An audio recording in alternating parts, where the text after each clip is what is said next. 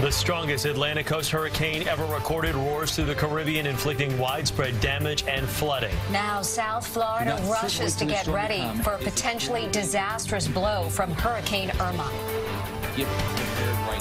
Residents race to protect their homes and get out of Irma's way as the Category 5 storm threatens the United States. Good afternoon, everyone. I'm Chris Raggi. And I'm Mary County. We begin with Hurricane Irma as it barrels through the Caribbean. Here's a current radar live look where Irma is threatening Puerto Rico, the Dominican Republic, Haiti, Cuba, and South Florida. A live look at St. Croix in the U.S. Virgin Islands. Residents there already feeling the effects of strong winds and heavy rain. Some of the first images of the damage show how dangerous the storm is. This is video from the French island of St. Martin, where you can see a devastated marina and flooded cars. The Florida Keys are bracing for the worst. All tourists have to leave this morning, and an additional evacuation order for all residents goes into effect tonight, and many people are hitting the road for safer ground. We have team coverage this noon tracking Hurricane Irma. We begin with CBS News' John Elliott with the latest on the storm's path. John. Hey, good afternoon, Mary and Chris. Hi, everybody. So let's give you a snapshot of what we're looking at.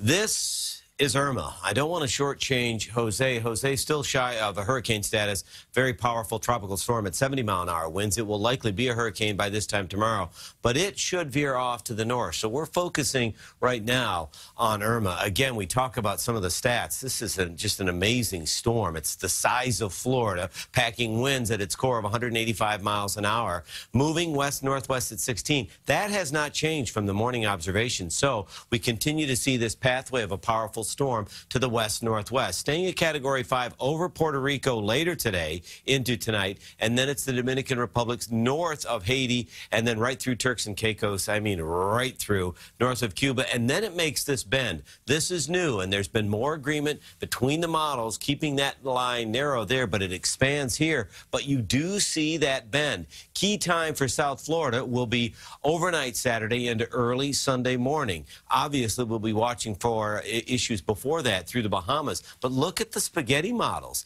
Look at that bend here, and you see it moving more north and then a little bit more to the east. There were some models that kicked it into the Gulf. They've all got online, and now we're seeing more convergence right here, so that could be more issues for the east coast of Florida, and then obviously Georgia and South Carolina. We'll be tracking it and have the rest of your changing forecast in a bit.